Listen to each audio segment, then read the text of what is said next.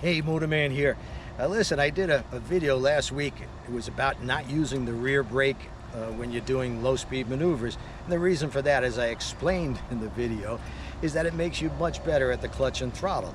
So, of course, if you're going to ride in competition, you're going to need the rear brake because speed is a big concern.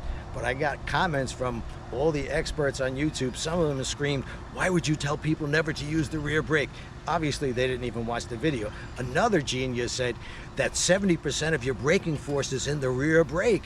I can't believe somebody could be that stupid. Well, he did say on cruiser type motorcycles, but that's not the case. So what we're gonna do is I'm gonna do a braking test. I'm gonna start way down there. I'm gonna go 30 miles an hour.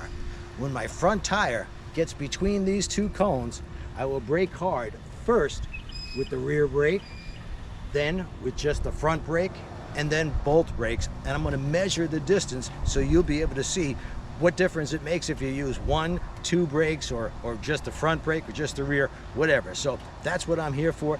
And you may already know this, that all your braking force is in that front brake, but there are some people, I guess, who haven't a clue, but still feel they need to comment about things they know nothing about. So that's what we're up to today.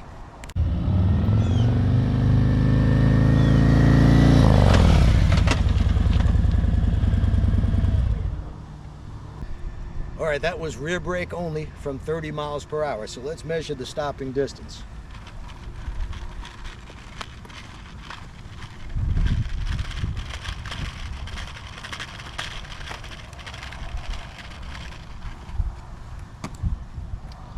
"41 feet exactly.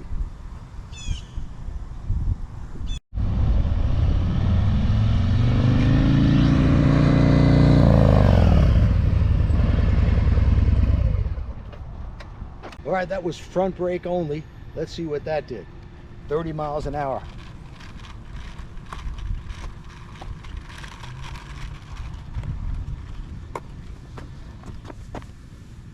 "26 feet. That's a big difference from 41 feet. Now these brakes on this bike, of course, are linked. So you're getting, when I use just the rear brake, I'm getting a little bit of front brake, but not nearly enough to stop quickly. When I use the front brake, it's giving me just a little bit of rear brake, but of course not the maximum amount. So now we'll try both brakes and see what happens.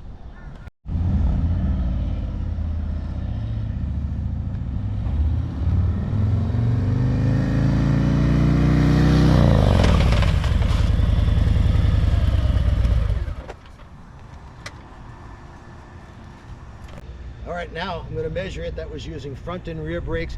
Just applying, I could feel just a little bit of ABS apply. I was trying to do threshold braking, which is a little tough to do, but you got ABS, it's a no-brainer. So let's check this out. How fast were you going, Motorman? 30 miles an hour. All right.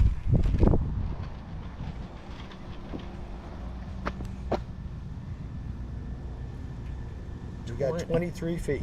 23 feet. So we stopped 3 feet shorter using front and rear brakes. It's not brain surgery, folks.